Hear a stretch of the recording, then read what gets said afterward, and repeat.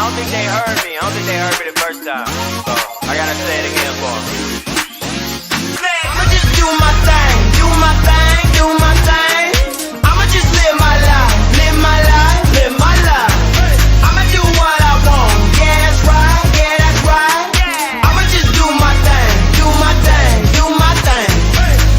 Look, bring out the bass, bring out the L. I got the chase, I got the gold. All of my necklace and a smile. You can't erase. If the window circle over here, we like to wild out and get weird. We like to put our hands in the sky, yeah, and show the world that we here. The way we living is so rare. But ask, do I care? Do I care? I'ma just do my thing, do my thing, do my thing, do my thing.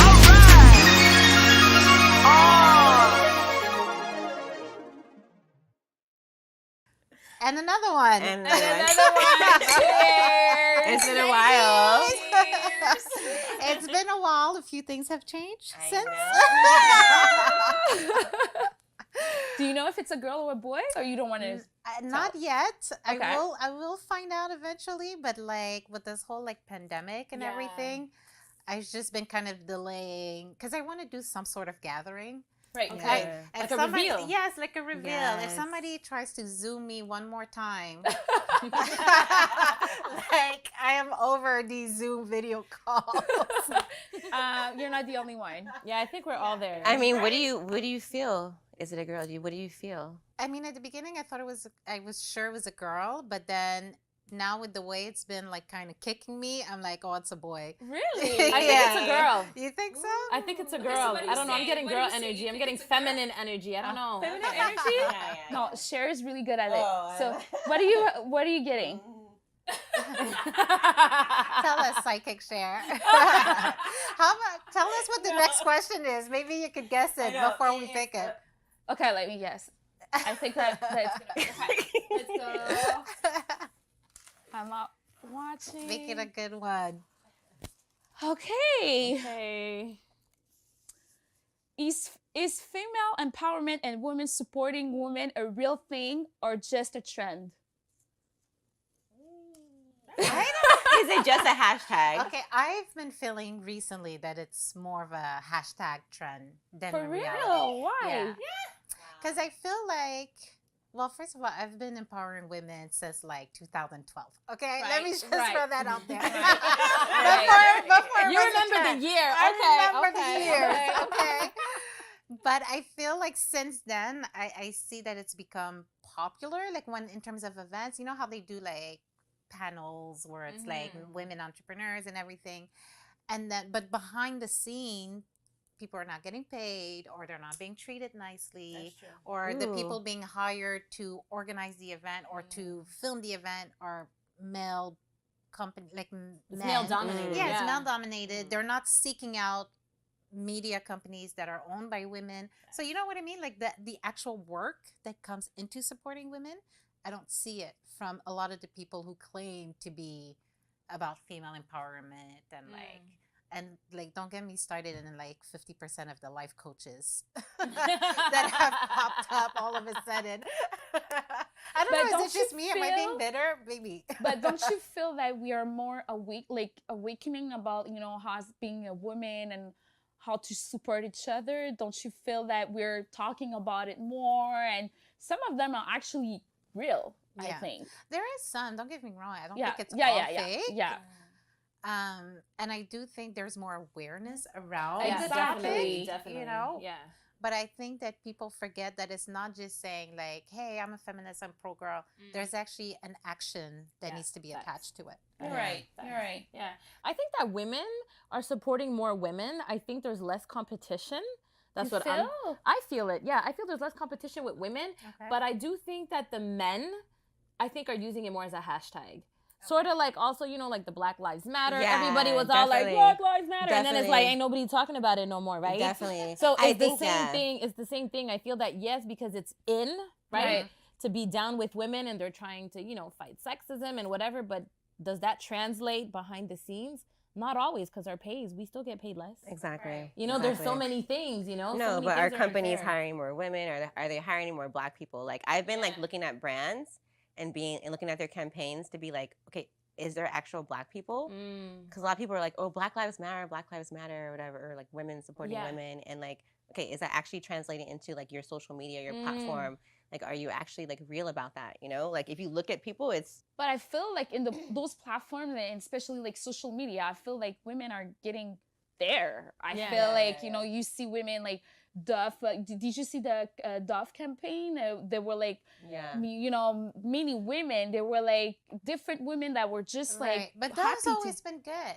It's true. Dove has always been pretty good with that. It's true. Before it became a trend. So them I rock with. Yeah, exactly. We're gonna give them our money. We gonna support them. Okay, I'm gonna drink to that. Yes. I'm gonna drink to that. I buy Dove products like them. There's for sure an energy that's risen that I would say it's called feminine. I don't want to say woman because we all have feminine energy, men and women, right? And that's what's risen because men are becoming more feminine or tapping into their feminine divine, energy. their feminine energy, and women are as well, and it's making them more empowered.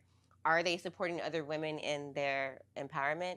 I think so. I think it's natural, but I don't know how. I think we have to start with our circles. I agree with that. It starts there.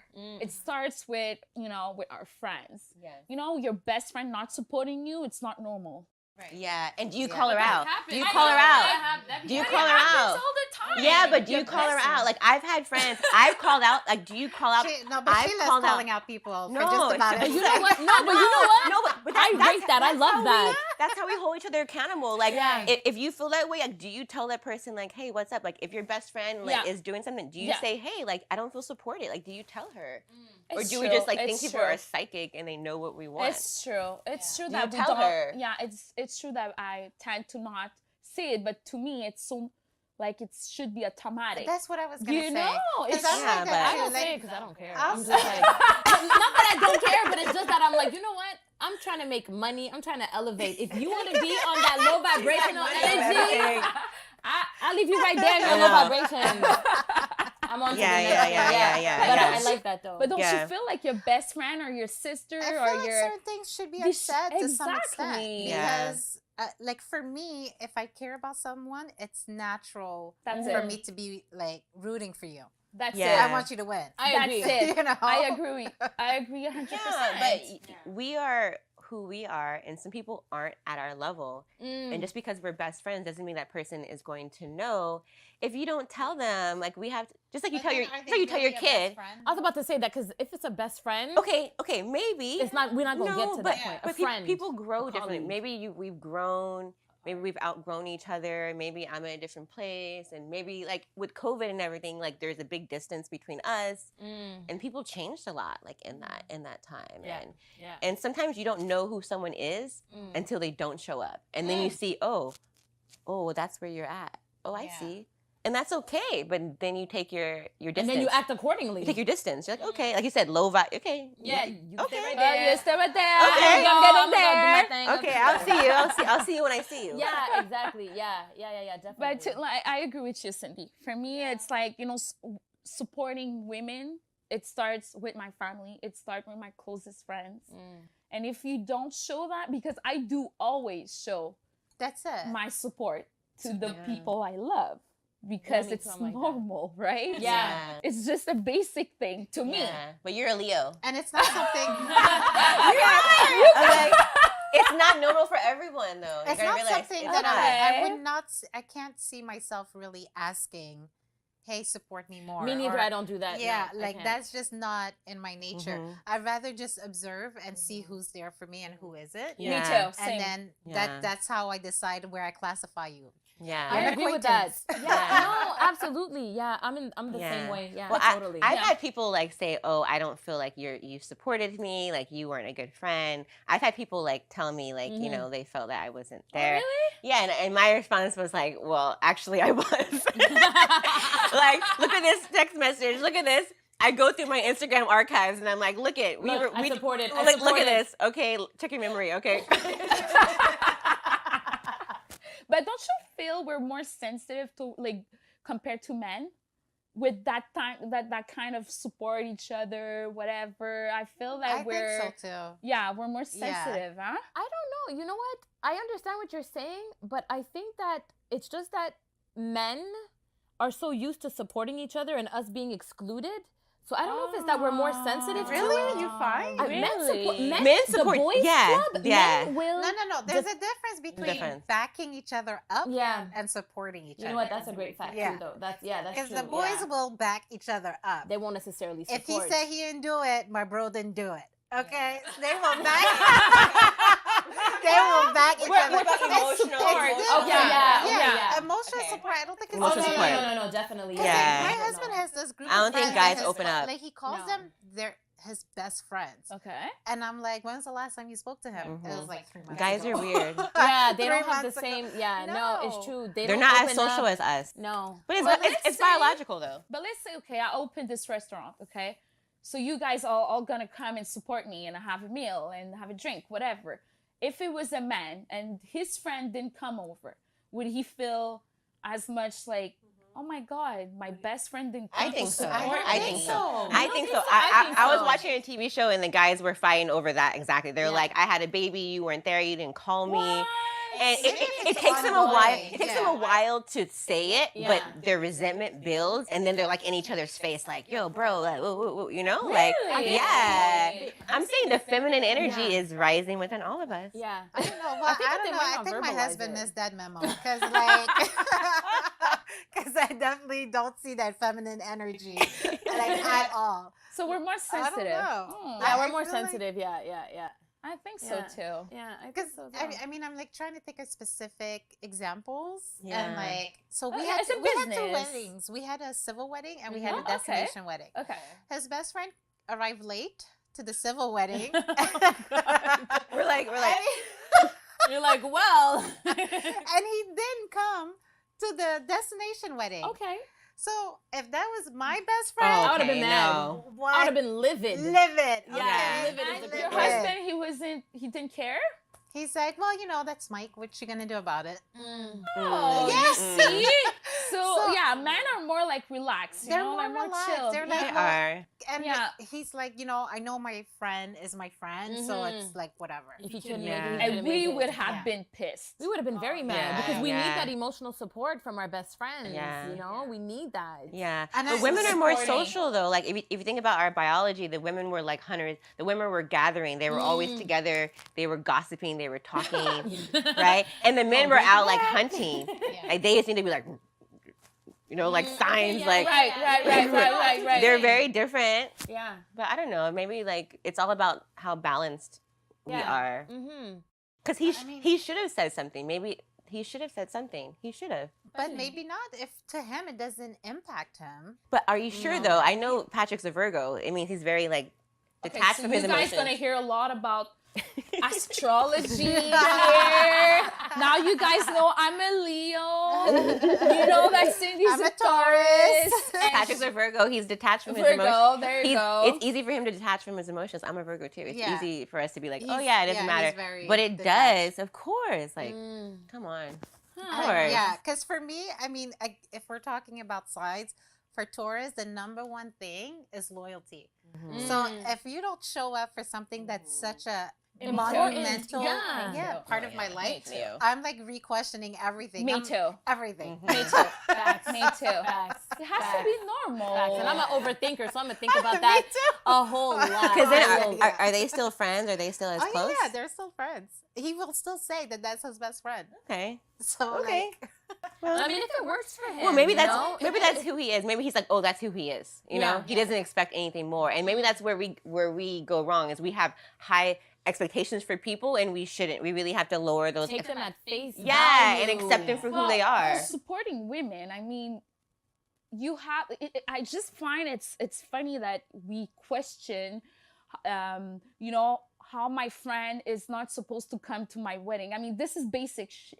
You know, I it's agree. basic shit Yeah, to me. yeah. You know, Yeah, but for men, marriage isn't that. it's supporting. You opened your business. Did I come? Of course. You know what I Right. mean? No, but women are more sensitive. I think people were like offended that I didn't invite them, even though it was like so crowded. I couldn't invite people. No, but you- I feel like I lost friends because people were like, "Oh No yeah."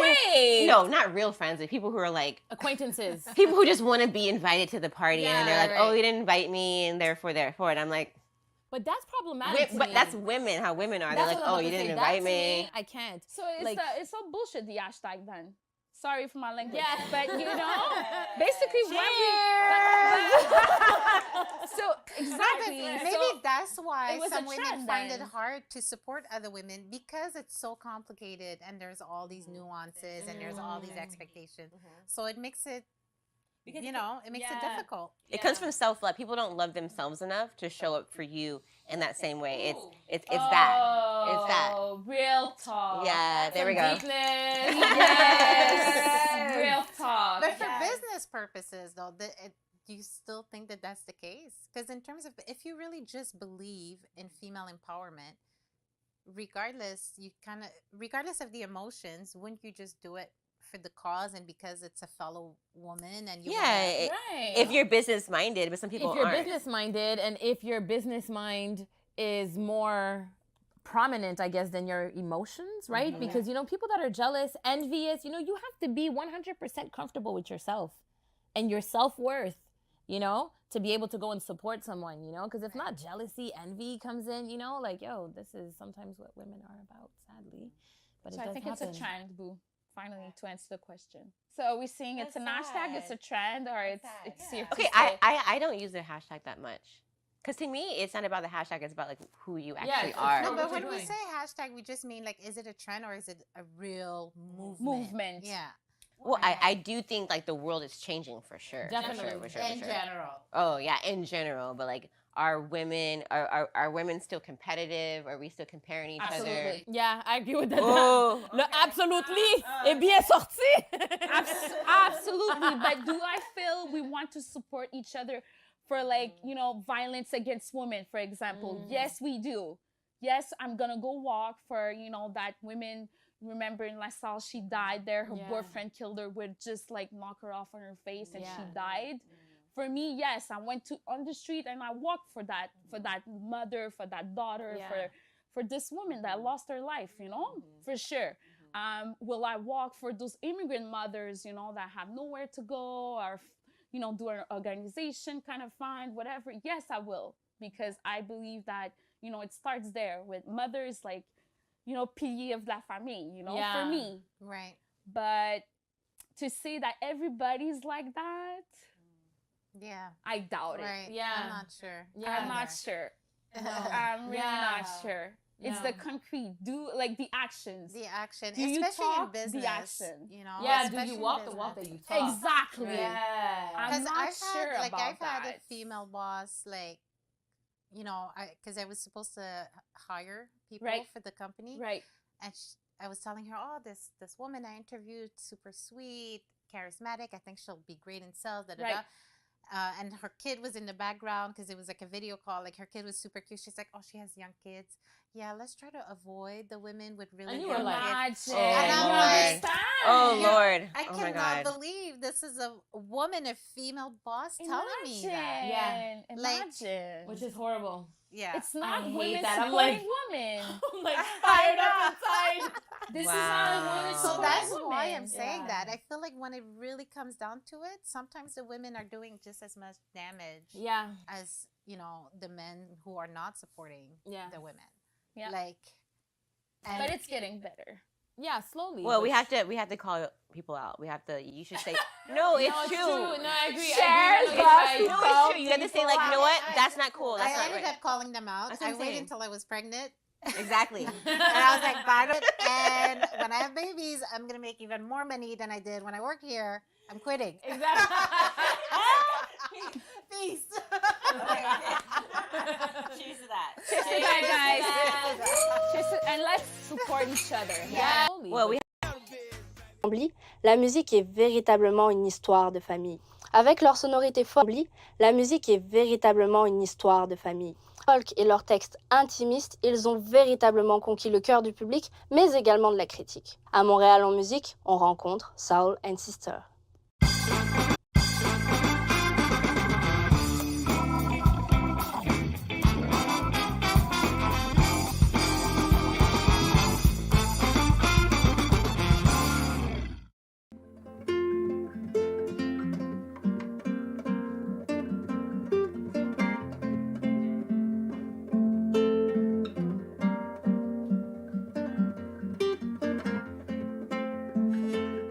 vous appelez Soul and Sister. Il vient d'où ce nom? Qu'est-ce qu'il raconte en fait? Ben, c'était cool le jeu de mots, genre, que justement, tu sais, elle, c'est ma sœur. Fait que, tu sais, au lieu de Soul Sister, c'est Soul and Sister. C'est l'âme et la sœur, puis aussi le mot âme, parce qu'on dit que c'est une vieille âme, parce que ce qu'il compose, c'est quand même profond.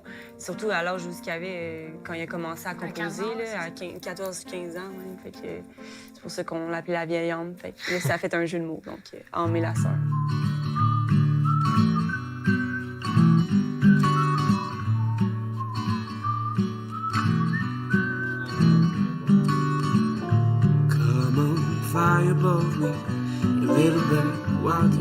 Moi, j'ai commencé à jouer de la musique aussi. Je prenais des cours avec mon oncle. Parce que mon père voulait que je prenne des cours de ski, mais genre, ça me tentait pas. Mes mains et mes pieds, ils gèlent à rien. Puis j'ai pris des cours de musique. Puis après comme 2 sessions, je commençais à déjà composer de la musique instrumentale. Puis je voulais peut-être m'enligner dans la création de musique pour les films là, plus tard. Là. On sait jamais où est-ce qu'on peut aller avec ça.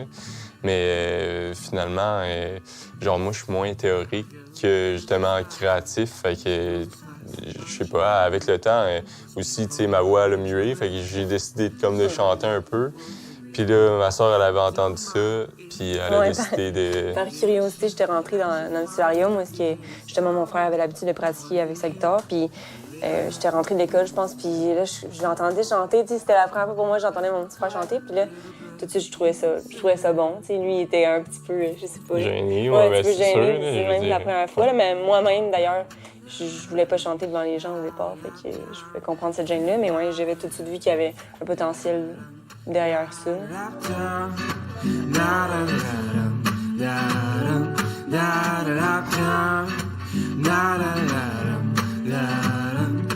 Toi, tu faisais pas de musique quand t'étais plus jeune? Ben oui, dans le fond, c'est même comme mon père m'appelait la petite sirène parce que je le réveillais le matin avec mes chants. C'est un peu comme quelqu'un qui chante dans la douche, qui chante ambiant dans la maison. Je chantais vraiment en cachette, mettons. Jusqu'à temps que je décide de m'inscrire pour le secondaire en spectacle de mon école quand j'étais en secondaire 4. Puis, non, même pas en secondaire 5. Fait que là, rendu là, j'avais comme 16 ans. Fait que c'est là, pour la première fois, que mes parents m'ont entendu. Puis là, ça a comme fait un gros coup, ben, pour eux d'entendre ça. Fait que je pense qu'en même temps, mon frère, lui, commençait à composer certaines chansons. Fait que mon père, il a dit que ce serait une bonne idée, que vous incorporiez ça ensemble, je sais pas, que vous arrangiez quelque chose ensemble. Ça s'est fait un peu naturellement. J'ai pas vraiment eu besoin de les pousser. Fait qu'à un moment donné, j'ai dit à Charlot, « Écoute, Charlot, il me semble que tu as un bon timbre de voix. Tu devrais par toi-même chanter. » Fait qu'il a commencé à composer, chanter. Puis là, ben, quand sa sœur a découvert ça, ben là, ça l'a incité là, davantage à joindre au groupe. Puis depuis ce temps-là, ça va très, très bien.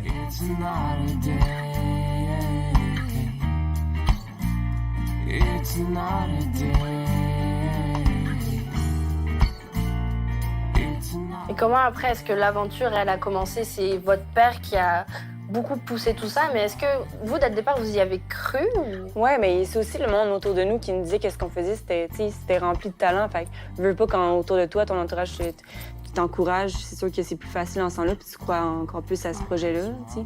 Mais je pense que c'est aussi la passion qui a fait que ça a fonctionné. Puis après ça, il y a eu des spectacles qui ont enchaîné. Fait que c'est devenu de plus en plus sérieux. Puis mon frère continuait autant à composer. Fait qu'après ça a créé d'autres albums. Fait que c'est comme si c'était un train qui est parti puis qui n'est jamais arrêté. T'sais. En 2014, du coup, vous sortez votre premier album qui s'appelle So Love, qui a quand même reçu un écho vraiment positif de la part des critiques. Vous vous êtes senti comment? Ça vous a fait plaisir, je suppose? Ben oui, c'est sûr. Ben, c'est sûr que c'est tout le temps agréable d'avoir des bons commentaires, là, mais c'est cool aussi parce qu'il y a une chanson de cet album-là, qu'il y a un réalisateur français qui a décidé de nous approcher pour justement la mettre dans son court-métrage. Puis le court-métrage est vraiment... c'est bien, là. C'est beau à voir, c'est humain, là, c'est vraiment cool. On touche du mot comme on aime. Oui, c'est ça. Ouais.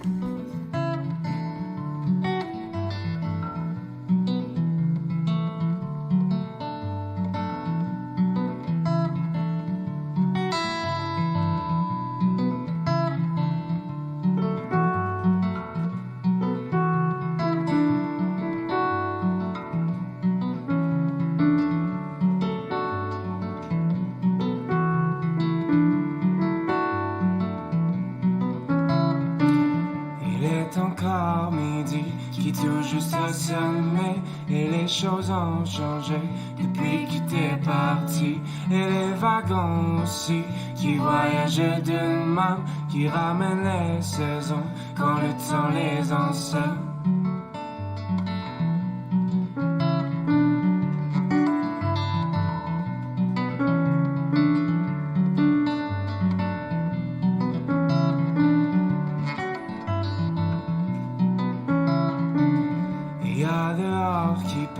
Qui fouette, qui fait neiger, qui descend la bulle de mercure au plancher. Et j'aurai froid ce soir à attendre le train sur un banc de bois. Je repartais demain. Ah ah ah ah ah ah ah ah ah ah. Si les temps ont changé, que tu reprennes ma main d'un élan de pied, je te prendrai dans mes bras et je t'embrasserai comme la première fois.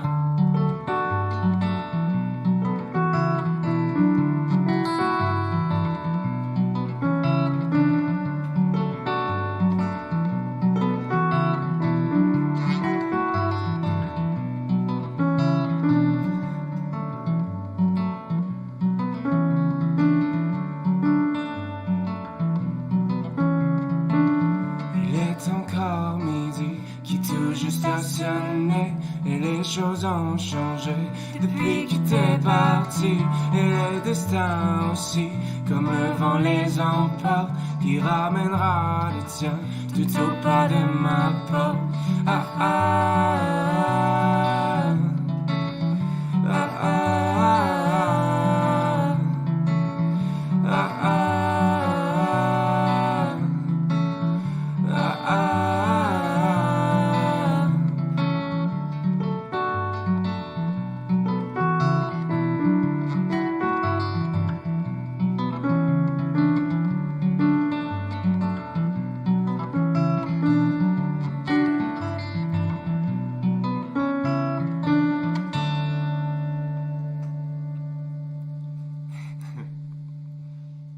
Following the morning by the breeze, drifting through the filter of your hair, swinging like a bird by the window, stuffing all the colors in my shirt.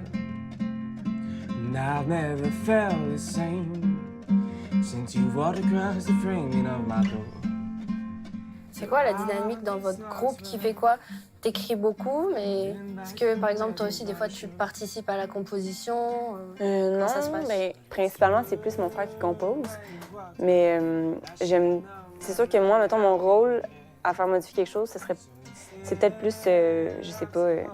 Même pas, si c'est peut-être la rythmique de temps en temps, c'est que je peux te dire des petits commentaires, mais même... Ma soeur, c'est le souci du détail. Ouais, c'est ça. Moi, comme elle dit, je pense pas à ça. Là. Je suis plus dans mon monde, dans ma bulle. Puis en ce moment, tu sais, mettons, je peux écrire comme genre 3 tunes par semaine.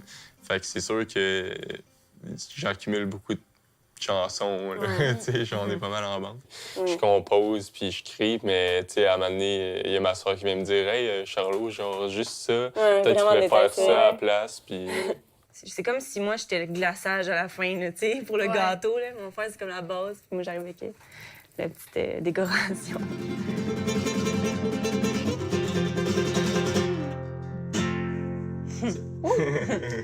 Merci. C'est vraiment bon. J'avais déjà entendu, je sais. Moi, je sais, mais si c'est trop pour toi, tu peux juste faire... Non, mais tu sais, de toute façon, même si... Parce que moi, tantôt, j'ai peut-être essayé des petites notes de piano, genre. Fait qu'au pire, mettons le refrain, c'est peut-être plus celui-là que je vais chanter, puis les autres, je vais faire une petite fin de phrase. C'est ce qu'on fait quand c'est un petit peu trop pour moi, mettons. OK, on va essayer. Following the morning by the breeze, drifting through the filter of your hair, swinging like a bird by the window. T'es quand même un compositeur frénétique, vous avez sorti un album par an quand même, c'est super rare. Je vais poser une question qui peut avoir l'air débile, mais comment tu fais pour écrire autant? En fait, ça m'est venu... Ben, j'étais allé au cégep comme pas longtemps, parce que, tu sais, l'école, on dirait que ça a jamais vraiment été ma place, vu que je suis justement dans un autre monde, tu sais, que le monde logique, là. Fait que c'était pas vraiment ma place, mais il y avait un cours que j'aimais particulièrement, puis c'était création littéraire. Puis juste avec les 2 semaines que j'ai eues, j'ai quand même retiré comme beaucoup de matière de ça, dans le sens que le professeur, il nous faisait apprendre un peu l'écriture automatique. Si tu peux t'imaginer un film dans ta tête, puis avec ce film-là, ben, commencer à écrire, tu sais, genre, automatiquement, qu'est-ce qui te vient à l'esprit, c'est quoi le mot, tu sais, puis on dirait, moi, j'aime ça, peindre avec les mots, tu sais. C'est pas n'importe quel mot, je veux prendre le mot qui sonne bien avec le reste des autres, tu sais, tu comprends? Fait que ma vérité à moi, c'est que je sais comment faire ça, comme constamment. Puis il y a d'autres mondes aussi qui savent comment, mettons, bâtir une maison, mais moi, je sais comment écrire une chanson, je sais pas. C'est une idée. Instinctivement, ouais.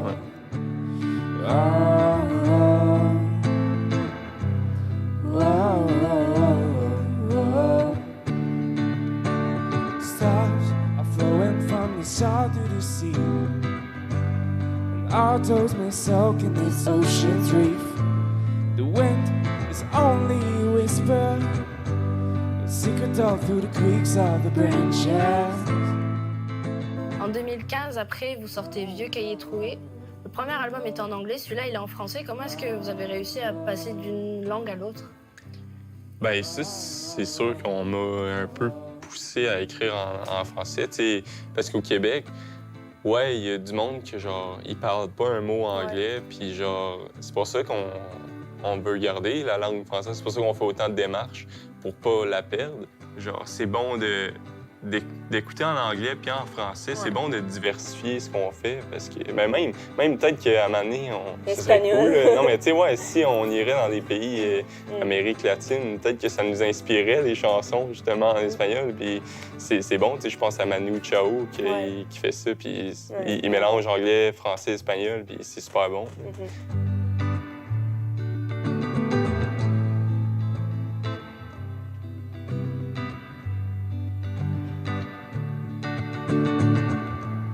I wish to tell my dial reaches someone, or anybody still hanging down somehow. Cause heaven beneath the trees raises flowers, and everybody should dare raise them higher.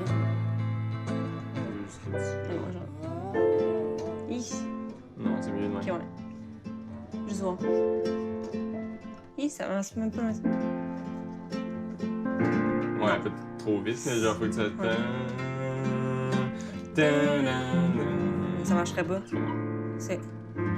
Votre dernier album, il s'appelle Tandem. Le premier album, c'est un double album déjà. Oui, exact. Le premier, il est en français, le premier volume, et le deuxième est en anglais.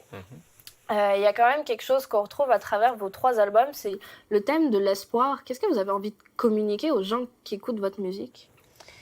C'est à la base, je pense, d'être le meilleur humain possible. Tu sais, dans le sens d'être penché du bon côté. Je sais pas, tu sais, c'est dans un monde comme aujourd'hui où est-ce qu'il y a tellement de choses dégoûtantes qui se voient, là, tu sais, c'est bien justement je sais pas, de se ramener aux sources puis de se dire qu'on est tous à la base profondément, genre, gentils, qu'on est tous des bons, profondément bons. On pourrait tous, c'est ça, justement, avec ça, l'entraide ou justement, juste l'espoir, juste de penser que tu peux être une meilleure personne, que tu peux faire le bien. Et aussi, je sais pas, aider les gens qui peuvent se sentir seuls, tu sais, les gens qui ont une solitude intérieure. On dirait que juste d'éclairer ces gens-là. Des fois, il y a du monde qui viennent nous revoir après des spectacles, puis ils sont comme, est-ce que tu as dit, là, tu sais, c'est vraiment profond, genre, tu sais, merci, ça m'a fait du bien, ou des trucs comme ça. Tu sais, il y en a plein qui nous écrivent des messages aussi, genre, puis qui nous disent ça, puis tu te dis, waouh, je fais pas ça pour rien, tu sais. Mes messages, ils passent, puis c'est ça qu'on veut, en fait.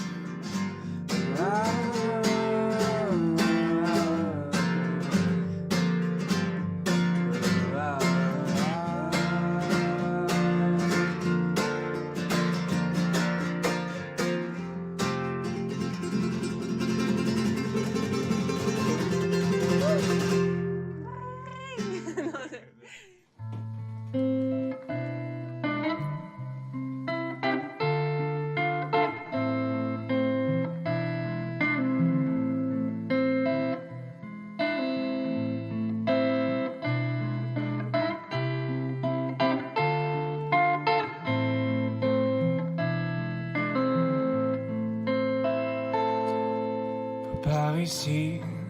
Le vent vient du nord, peut-être tourner les pieds pour voir de ton bord. À quoi ça sert plus à rien. Quand tes deux chevilles emmêlées sont nouées comme il faut. Moi j'allais dire, j'irai jusque là. Tu tournes les pieds puis tu changes les pas. Puis ça fait mal mais ça fait du bien. Quand t'enfonces tes ongles dans mes mains.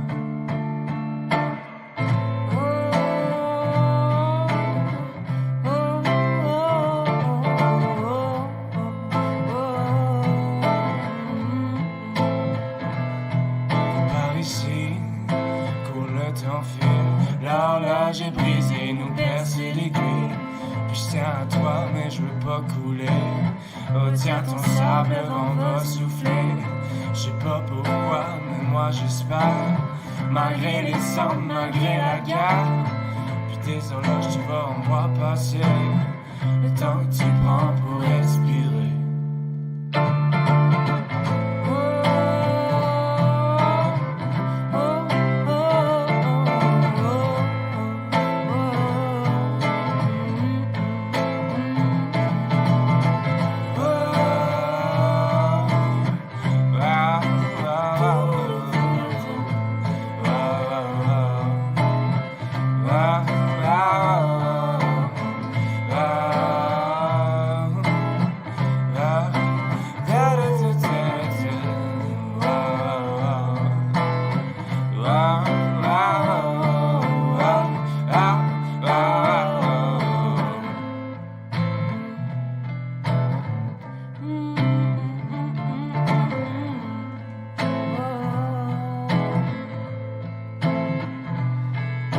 Ici, le vent vient du nord. T'as-tu tourné les pieds, mais il est un peu tard. À quoi ça sert plus à rien. Quand tes deux chevilles emmêlées sont nouées comme il faut. Moi j'allais dire, j'irai jusque là. Tu tournes les pieds, puis tu changes les pas. Puis ça fait mal, mais ça fait du bien. Quand t'enfonces les ongles dans mes mains.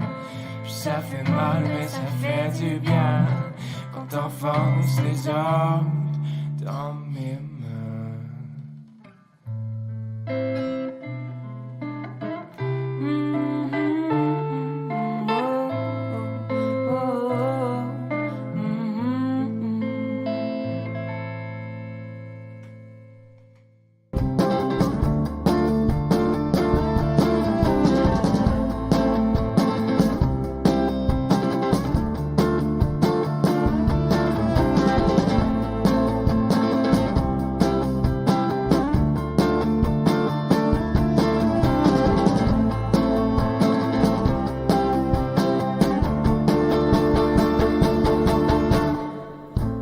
Quelque chose, c'était qu'au début de votre carrière, vous vouliez vraiment vous tenir éloigné des concours. Puis aujourd'hui, maintenant, vous avez fait, sur la relève, dernièrement, vous avez fait les Silly d'or aussi. Pourquoi est-ce que vous avez changé d'avis par rapport à ça? Et surtout, pourquoi est-ce qu'au début, vous vouliez vraiment vous tenir écarté de ça? À la base, concours, c'est vraiment... par définition, c'est un petit peu une compétition. Oui, c'est ça. Puis la musique, je pense que ça devrait pas être vu comme une compétition parce qu'il n'y a pas de personne meilleure que d'autres. Je pense qu'on est tous différents, puis c'est toutes des couleurs différentes, puis tu peux pas juger pas meilleurs que les autres. Mais c'est sûr qu'on a bien choisi nos concours parce que c'est des concours, justement, il y avait pas cet aspect-là de compétition. Tu sais, je pense à Sur la relève, là, tout le monde est gagnant là-dedans. Puis ça fait juste, dans le fond, ça propulse ces artistes émergents, puis il y a juste du positif à retirer de ça. Silly d'or, c'est la même chose, puis ils le disent même au début, tu sais, il n'y a aucune compétition. Tu sais, c'est comme tous des amis qui sont là, qui ont la même passion de la musique.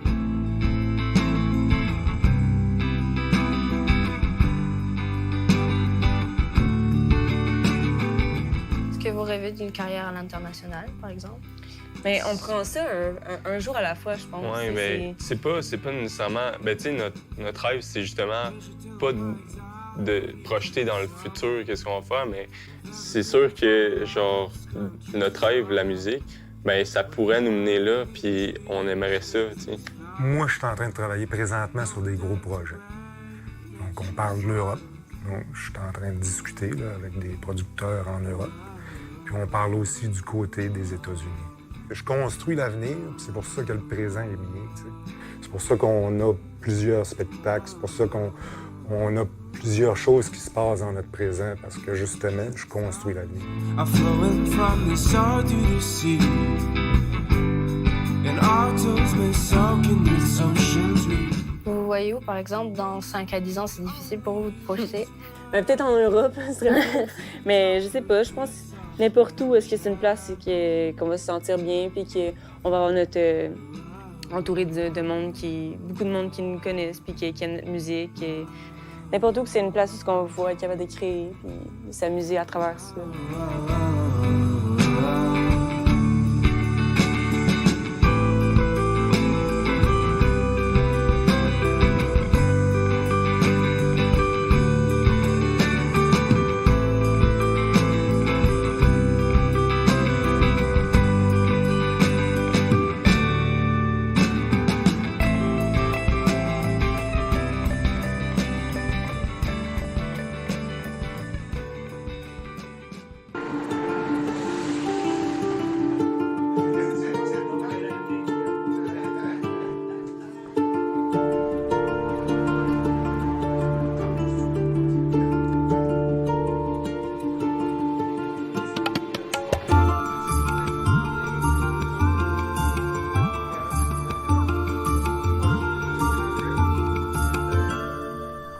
Mervyn Dash, Yes, sir. it's a pleasure finally meeting you. Here I am. Promoter extraordinaire, musical producer extraordinaire. You've worked with the likes of Regina Bell, Roberta Flack, James Brown, Luther Vandross, and the list goes on. And you're a Canadian from Montreal. Yeah. You grew up in St. Henry, Yes, sir. hung on Little Burgundy. That's right. Yeah. Talk to us about the music in your household. How did it influence you? Well, my father loved music, and he worked on the railroad. And when he would come home on his layover, he would play his 78s. He had a lot of calypso music and big bands, and so he played it constantly when he was home. Okay. And me, as a teenager and around, would have no choice but to listen to it. Okay. And I began to enjoy it and wanted to be like one of the people that I'd heard singing or whatever it was. He had also mentioned to me that Oscar Peterson used to come hang out at your house. Well, Oscar Peterson was trying to get close to my sister, my eldest sister. What do you mean trying to get close? What do you mean? Well, Explain- to I'm be, joking. he had a crush on her. Yeah, okay. You know, All right. at that day, back in the day. Okay. And we had a piano at the house, so he would come by Okay. to court my sister, and he would sometimes play the piano. Of course, you know, that was his tool to win over course. the whole household. Okay. And then I would say to him, as a youngster, I'd say, "Can I sing with you?" And he would say, "What do you want to sing?" And I'd say, generally think, "Play the blues and B flat," you know. Okay. And he would play something, and I would sing. Of course, I didn't have a real good voice to sing, but he wasn't going to say no. You know, he had to win me over too, as a brother of my sister, who he was really working on. Okay. So that was just something I mentioned since he got so big and Wow, whatever. yeah. I tell my friends, even my remember- that far back, I couldn't really. It has to be. I would have to say that would be a good 60, 70 years ago. Wow. Yeah. You're revealing your age, Merv. Well, I don't care. It is what it is. How old are you, Merv? You look good. How old are you? I'm 86. Now, I want you to bring us back to your neighborhood. Describe us how St. Henry was. What was the make of St. Henry back then? Well, when I lived in St. Henry, actually, there were just about 3 black families that we knew. There were the Rockheads on Convent. We were on LaPorte. Okay. The S's on Agnes, and the Beards on what was that? Irene Street. Okay. And there was a park there, and that's what it is. I went to St. Thomas Aquinas School, Okay. which was on Convent Street. Talk to us about the makeup of Little Burgundy, because you also were part of Union United Church, Yeah. the Negro Community Center. Yeah. Tell us about the makeup of Little Burgundy. Well, we had a little community that was there. We had our weekly dances. Okay. We had dances at the Negro Community Center, and we had dances at the UNIA. Okay. From the community. Okay. Of Now- all, you know, the black kids and whatever, where we would go out on a Saturday. Okay. And they'd play records most of the time. and we'd have our little girlfriends and come and dance and whatever. And that was, for what we did on the Saturday night or something like that, And it was free, no cost. We went and we all danced and did what we had to do. What was minimum wage back then? Oh, I don't know, 25 cents an hour or something like that. Couldn't get me working for that much. Well, listen, you could have French fries, Coke, and something else for a quarter. Wow. I know my father used to send me to the store to buy him cigarettes that cost 37 cents. Come on, Merv. That's right. And I better bring home that, he give me 2 quarters, and I better bring home that 13 cents. Don't drop a penny and forget about it. You pick up everything, you bring back 13 cents. Now, when I had my kids and I sent them to the store to buy some, I got to give them a tip. Yeah. It's changed now. But back in my father's day, you bring that back. And then we had different things. Okay. Go to the corner. Then nobody asked me about my age when I bought him cigarettes. Okay. Nobody asked me about my age when I go a quart of beer, being a big old beer. Go get me a quart of beer. Okay, Dad. Boom. Go and give me. You were a kid doing this. I was a kid doing it. Okay. Nobody said, "Where's your ID?" There was no such thing as ID. Okay. You just see how things grow, and again how they changed. But I want you to take us back to your father working on the railroad. Yes. Because back then, working on the railroad was very important to black men, right? Well, they knew you could go right there and get a job. Yes. There was no problem to go to if you wanted to work and you were a black man, you went right to the railroad and you got a job. So were black people able to get other jobs other than the railroad? No, not really. Not until later years. Well, one of the things that they found with a lot of American people who came here, musicians and porters that stayed in Canada and Montreal, they did not have a social prejudice. Okay. They were accepted by the whites and, the French Canadians and what. Why is that? Why? I don't know why. They were readily accepted. Okay. But economically, there was the prejudice. They couldn't get those jobs. Okay. But they could go into various families. They liked, there was a social. And don't forget, Jackie Robinson and these people grew up here to be where they came from, which started in Quebec and things like that.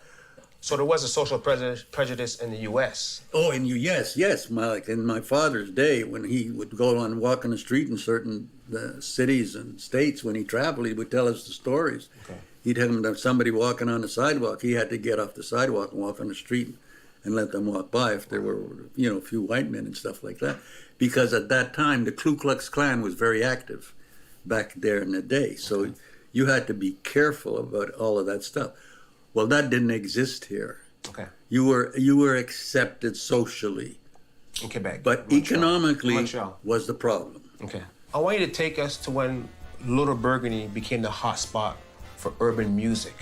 How did that become? Why was Burgundy so hot? Why were so many musicians coming in and out of Little Burgundy and playing in Little Burgundy? Well, it had to do with about 3 or 4 of us innovators that were there. Okay. There was Rockhead's Paradise at that time. Okay. Who brought in a lot of talent, and it was well sponsored. Meaning it was well attended. Yes. And it grew. Very big major artists came to Montreal. They used Give to us call some it names. the Give us North. some names. Duke Ellington. Wow. Count Basie. Billy Eckstein. I saw them. They had the Café de l'Est, the Café du Nord, Montmartre. They had all of these people, and they had major shows. And the Esquire Show Bar, Bo Diddley, you name them. They all came, and all were supported. Okay. I brought James Brown back in the day, 1960-something, might have been a 68 or somewhere around there. I brought him to the Paul Sauvy Arena. In the East End? In the East End. Okay. And... why not the Bell Center? Pardon me? Why not the Montreal Forum? Why couldn't you bring him to the Montreal Forum? I couldn't. Why not? Well, they didn't want... because I wasn't the right complexion at that time. So that time... I went to rent the Montreal Forum, and they refused me. Okay. I had a white friend of mine who went and rented it for me, and we became partners. Okay. And I brought Isaac Hayes into the Montreal Forum. What year is this when you brought Isaac Oh, Hayes? my God, you keep asking me about what year it was. Just say your age. How old are you? I guess I would have to say I would be about maybe 30. Okay. James Brown was very popular here with the French-speaking people. What was it because he was playing on TV? No, it was because he didn't have no lyrics to his songs. So they could understand that. He had a big, powerful band. Okay. And if you notice or you listen back to, even in the story, James Brown's first record was Please, Please, Please. Okay. How'd that go? Baby, please don't go because you know I love you so. That is the entire lyric of James Brown's first big hit record. Wow. And you know it. Baby, please don't go. And then the rest was... Because you know I love you so. Okay. And fall on your knees and put the cape on him and scream. So the French-speaking people could understand that. So they could identify with that. As opposed to another type of artist might come and sing a heavy-laden song of love or that maybe they couldn't understand. But they could understand James Brown. No problem. So when you brought James Brown, how old were you around? I guess I would say I was about 35, and I filled the joint up with Sold out. Sold out. Sold out. So you made some money. I did. That's good. You want to know when I lost some? Yeah, let me tell me when you lost I some. brought Joe Tex in after James Brown. Okay, no, Joe Tex was hot back then, Back right? in the States, he had a record called Skinny Legs and All. Okay. And I figured, well, I'm coming back with Joe Tex. He was, they used to call him Soul Brother number 2. Okay. Tell us what happened, Merv. With Joe Tex? Yeah, tell us what happened. Well, when there was nobody there. See, there was nobody there. And not only that, Joe Tex was hooked up to, I think some people in the Black Power or whatever Okay. it is.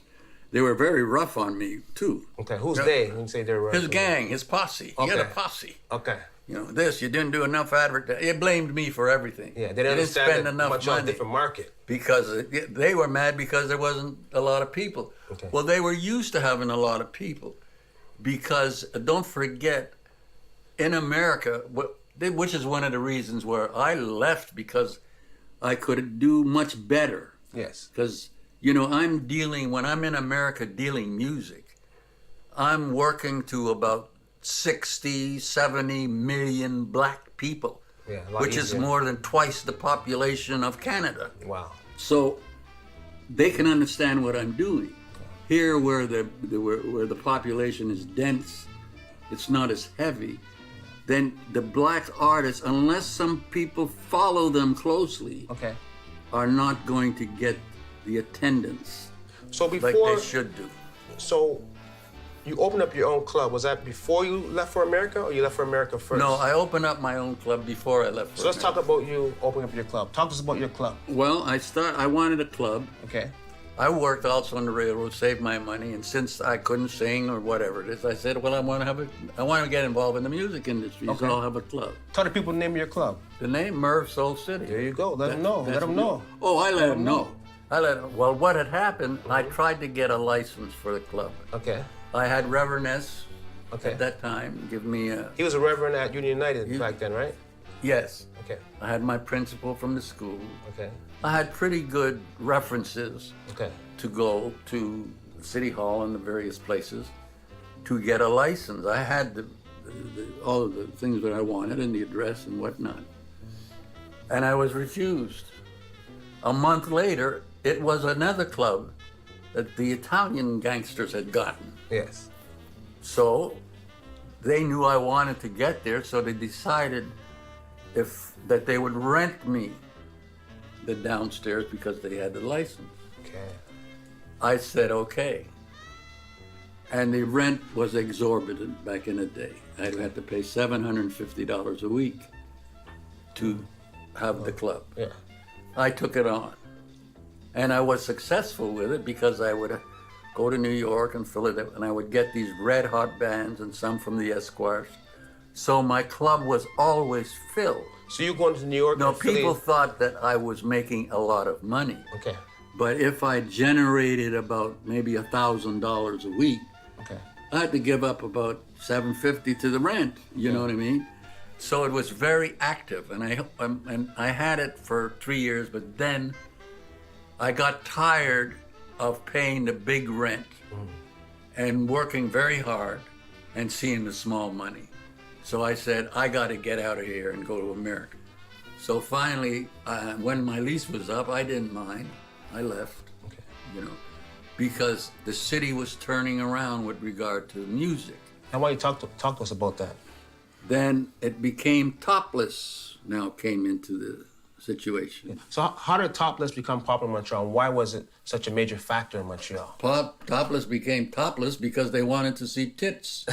That's why it came I popular. know that, but why was it the end of the live clubs, the live big bands? What Because the happened? guys men would go into topless clubs Okay. to look and examine the women. Okay. You know, they would say to me, Mervyn, why don't you go topless?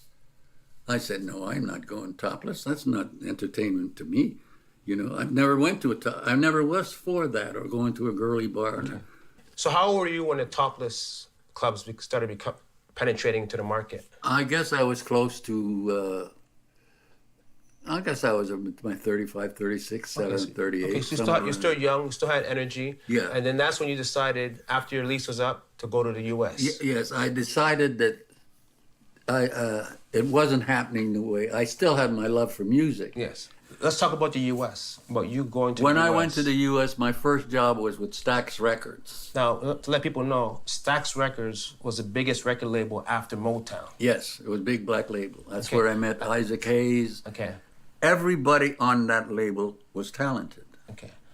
And I was a special projects manager there, which is, I didn't really have much to do but go to record stores and examine to see if their product was on display. Okay, so now, explain to us how they set you up with the car. Oh, they set me up right away. I got a Cadillac, right? Cadillac. So you're rolling with a Cadillac now. I had to You have a left Cadillac. Montreal, you in a Cadillac now. Yeah, I got a Cadillac. You blowing it up right now. As soon as I got there, they said, "Hey, go get the car. Go rent a car." Okay. I said, "Whatever." And they emphasized, "Get a Cadillac." Okay. But eventually, then one day, I had gotten a call, and it was Roberta Flack on the phone. Wow. Now let people know who Roberta Flack was and how big she was at that She time. was an international superstar. Okay. I was knocked out when she called me. I could hear that voice that I've heard on records, you know. Okay. She had a big song, Killing Me Softly. Wow. Sold about 2 or 3 million singles at that time. Okay. And she called me and she said, "I've heard good things about you. And I would like for you to join my team." And she said, "When can you come? I'd like to meet you." And I said, "Yesterday." She said, "Well, you call this number, these are my accountants, and they will arrange for your transportation and so on and so forth." Well, I got off the phone with her and I called her accountants. They told me, "We'll get me the ticket and so on and so forth and blah, blah, blah, blah, blah." So I got the ticket, went to the airport, I flew in. And it was the very first time when I landed in Kennedy Airport, I saw this sign that said Mervyn Dash, and it was a limo driver. Wow. And I had never been in a limo before. You know, I was in Montreal, and I said, "My God, what is going on here?" How old are you at this time? I guess I was now about 40. Okay. Early 40s. So you're still young, still got energy. I said, I still have energy now. Oh, yeah? So watch yourself. All right. Yeah. So I saw this limo. I said, "My God, what is this? You're Mervyn Dash?" "Yes. I'm instructed to take you to this loft, Miss Roberta Flack loft, and where's your bags and so on and so forth and blah, blah, blah." I said, "Okay." I said, "Wow." So he took me to the loft. I went into the loft. I saw a big baby grand piano. Okay. And I saw plaques, so many plaques, best of this and killing it. I said, "Oh my God, this is it." You were in awe. I said, "Yeah, I'm there." So I said, "Geez, I'm managing an international superstar. This is something. They won't believe me back home about this." So she finally called me, and she said to me, "I want you to go to William Morris." Okay. And introduce yourself to the agent. William Morris is my agent. Let them know who you are and what about. So William Morris is a talent agency in the U.S. for musical William artists. Morris is the biggest agency in the world. Okay. They are 32nd floor on Park Avenue or something like that, if I remember. So I went there to William Morris and I met this guy, Andy Klein. I'll never forget his name, and that's a lot of years ago. I said, "I'm Mervyn Dash. I'm Roberta Flack's new manager. and I'm here to introduce myself. Okay. So any kind of concerts or events that you have for her, You gotta go through me. you can come through me. Okay. I'm there, Okay. and I got a call Okay. from the agency. Mervyn, hi, how you doing? I have a date for Roberta, and it's 12,500, and we want her to go to sing the national anthem at the Kentucky Derby, and that's the gratuities. Okay. I said to myself, whoa, you will have first-class accommodation and travel for you and her. This is big money back then. Yes, at that time. So I said, gee whiz, I'm going to go and I'm going to be able to watch the Kentucky Derby. My God, this is really the thing. I called my friends back here in Montreal. I said, man, I'm going to go to the Kentucky Derby, blah, blah, blah. So about 3 or 4 days before the event, or before we were ready to go, she called me and she said, I want you to scratch that Kentucky Derby. But she had agreed to do it. Yes. I said, why? What's the matter? Are you sick? No, I don't think I'm going to be bothered. I said, yeah, but Roberta, everything is in motion for this. Can you do it? William Morrison, they're out there. They're expecting you. They're doing advertising. You just tell them I don't want to do it. I can't do it. So I said, well, what the heck am I going to tell them? Tell them that I was riding in a cab and the cab had an accident and I wrenched my neck and I can't sing. She told you to say this? Yes. And that's what I said. Then when I went up to William Morris, I said, we can't do it. So they cursed me out. Say, how you mean? Why you tell us so late? What are you? Then they apologized to me after because now we got to get somebody to replace her. And we said, you're at the 11th hour. How come you didn't? I said, this only happened recently. Yeah, we know it happened. It seems like that was what they were used to. Okay. So that was one incident. Another incident was when we went to the time you're talking about when I almost got killed. Yeah, tell us about that time. Well, there's an item before that. The phone call. The phone call that I got from Elizabeth Taylor. Elizabeth Taylor. Yes. Called Elizabeth, you? The actress. No, she didn't call me. Her assistant called me first. Okay. And she said, hello, I'm so-and-so. Now, this time, Elizabeth Taylor is major. Biggest artist, biggest actress in the world. Wow. Biggest beautiful thing. She said, I'm calling for Elizabeth Taylor. She's getting married to this politician whose name was Warner something. Mm-hmm. He's still around, this politician. And she said, Roberta Flack is one of Elizabeth's favorite singers. Okay. And she would like her to sing at this wedding. I think the song was First Time I Ever Saw Your Face. She wanted her to sing that. Okay. And we would supply first-class transportation and accommodations.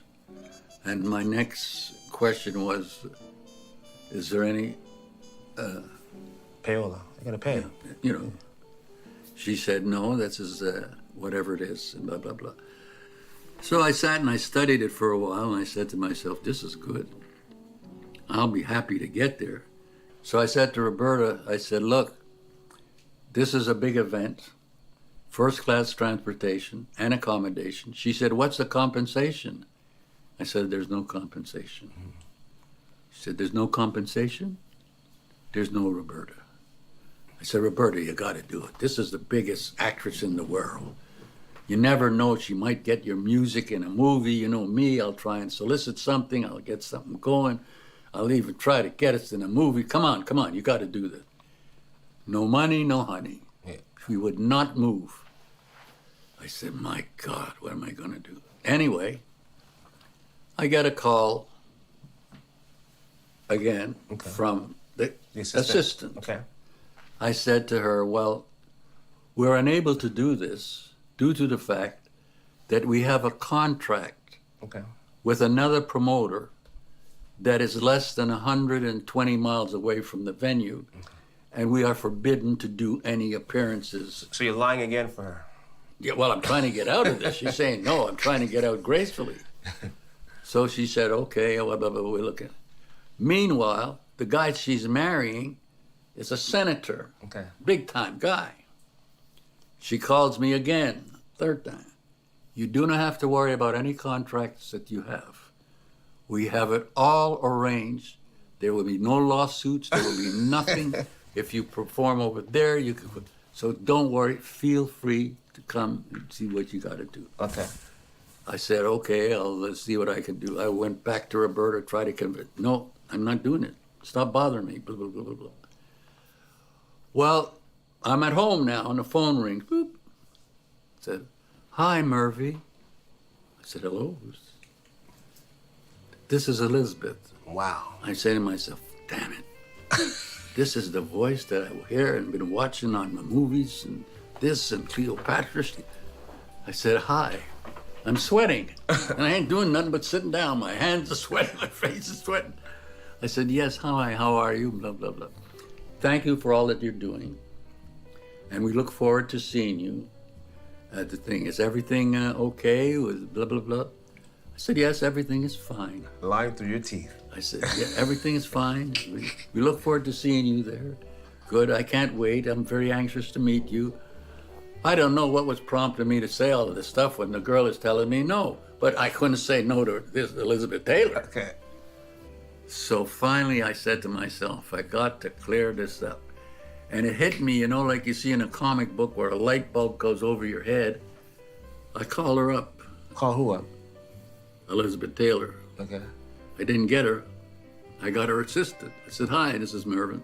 They now knew me. Half a dozen calls from the assistant and one from Elizabeth, just one from Elizabeth. I said, I got some bad news for you. Lying through your I teeth would like again. could I speak to Elizabeth? She said, no, Elizabeth is on location in some place out in Africa, somewhere. Okay. On location doing a movie. I said, oh, she said, what is it? I said, Roberta was in a car accident. She was in a taxi, had an accident, and she wrenched her neck and hurt her arm. So unfortunately, we would not be able to perform. And then I said to myself, I was giving myself kudos because I said, she had given me that excuse for the Kentucky Derby, and I didn't think of nothing else. And of course, I had to say the arm because she would play the piano and accompany herself and whatever. We're very sorry to hear that. Oh, blah, blah, blah, blah, blah. I said, okay. Whew. Elizabeth is on location. She obviously got the got the message. I'm out of hot water. It's all cleared up. I figure it's all over. About a few days later, because I used to work at the Dakota which was a big loft that Roberta had there. And she had her office in the back, and that's where I worked. Okay. And the doorbell rang. The guy came in, knocked on the door, and there was a wreath of flowers about this big, like you would have on a funeral box. Okay. All these flowers, cost $300-400. And I said, gee whiz, look at this. Then I picked up the card, and it said, get well, much love, Elizabeth. Wow. Written on the card. So I said, by now this time Roberta's coming. Oh, that's pretty. Where'd that come from? I started to say a fan. Mm-hmm. But as I got ready I got nervousness, the card dropped from my hand and it fell on the floor. And she picked it up, she read it. She said, how did this come about? I said, well, I told her that you had an accident in a cab and you weren't able to do it. Oh, good work, Murphy. Good thinking. I said, oh, well, good. So now everybody's happy. She got the flowers. I'm off the hook. I still wanted to go and do that. But that was one of the things in dealing with Roberta that was difficult. We went to Abu Dhabi, the Middle East. Okay. And at that time, they had a lot of money. They had the oil money. Okay. They had Cadillacs on the chrome. Where it was chrome was gold. Wow. Or copper, whatever. It looked like gold. Sand and whatever. They hired Roberta to go there. And we went there, and it was like one of the strangest situations that I've ever been in. Okay. Because strange and scariest. So they said, we would like to have her perform in Kuwait. What would that cost?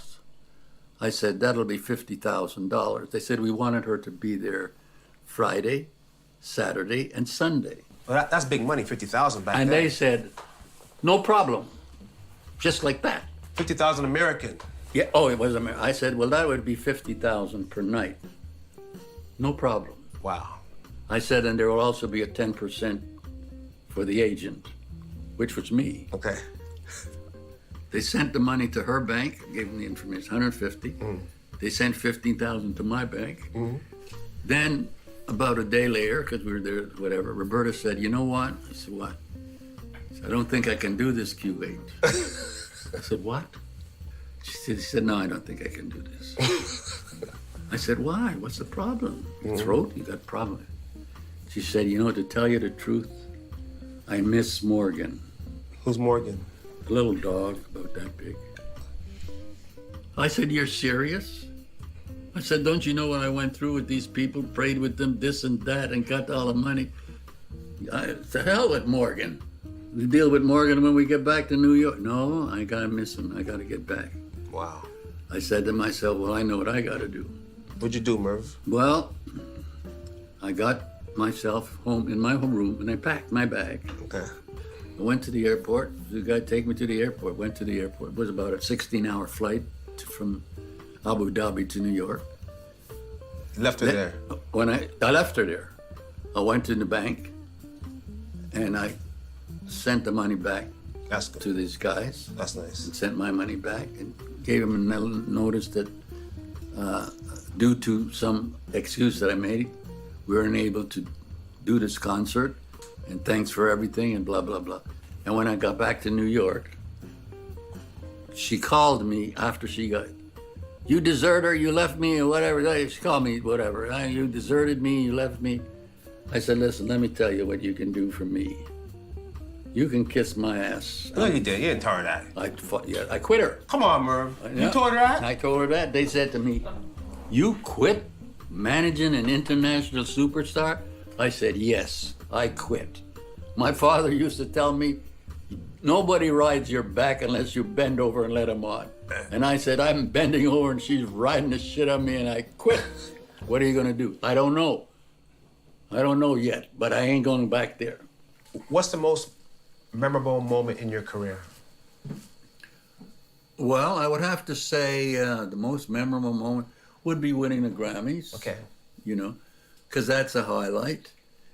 I played for Mandela. That was another. I met him. Was able to meet him. Who played for him when you met Mandela? Who was the artist? Regina. Okay, Regina. Okay. Yeah, I traveled a lot with Roberta. I traveled more across the world with Roberta than with Regina. What's the most important thing that you learned in the music business? I learned that it's a lonely place up there for an artist. Why is that? Because they're all alone. And it's very difficult. They have to me, I would recommend that they have good family ties. Okay. They're religious, spiritual, they believe in God. Okay. Because they need all of that. And that's not only with regard to artists, to me it's regard to those athletes that make a ton of money and don't know what to do with it. Yeah. You know? Buy friends, that's what they do. Yeah, they don't know. They've lived in poverty for so long. Okay. Overnight, they're very wealthy. They don't know what to do. And you have the guy waiting around the corner. And you know what he's got in his bag? What's he got? The drugs. So you saw drugs kill a lot of careers. He's got the drugs. And the drugs put you in that other place. Euphoria. You're there. It takes away all of the pressure. For people who want to get into the music business, what advice would you give to them? Well, first of all, they have to be very passionate about it. Okay. They can't just think of it as a whim. Okay. They have to believe this is really what I want to do, and I'm going to do it. Okay. They have to believe in themselves. They have to get away from the naysayers, get away from that. Okay. Because there's going to be always somebody who's going to say, you can't do that. It's too complicated. It's too this, it's too that. But mainly you have to believe in yourself. Okay. And go upstream with it, no matter what. Because the strongest thing is if you believe in yourself, you go ahead and do it. And if you will find in history and anything of anybody who's become successful of stuff, they also believed in themselves. So once you believe in yourself, that's it. Don't be bothering what, oh, I want to know, what do you think? What do you think? No. It's what you think. And you have the passion for it, and you believe in it, you do it. Well, you know about Stevie Wonder. Yes. Wrote about 3,000 songs. Wow. You haven't heard 3,000 songs from him. You may know about 24 hits from the 3,000 he wrote. So what does that tell you? He never stopped writing. And I met him. We had a good conversation. And he would say to me, the song, he was very clever, genius. He said, the song is always there. You just have to find it. And I didn't understand what he meant until he came with, I just called to say I love you. Big hit. Everyday saying. Yeah. You know, and a lot of other thoughts. Apple don't fall far from the tree. Russell. They pick up the sayings. God don't like ugly. They pick up the sayings. They turn it into a song. It becomes a hit. But we'd say that phrase is right in front of you all of the time. The answer is written in the wind. You know, those type of things. They make great songs. And that's what Stevie used to talk to me about. And I would say, gee whiz, how come I can't think of something to pass on to one of my artists that's right there in front of my face? Yeah. But you just have to think hard and study hard or whatever. But there's somebody's got it. Somebody's got a saying or a phrase that is universal. Okay. That all they need to do is put it into a song and they're going to the bank. Ladies and gentlemen, you just heard it from the man himself, the legend, Mervyn Dash. He's YFL, Young for Life. Thank you. All the best. My pleasure.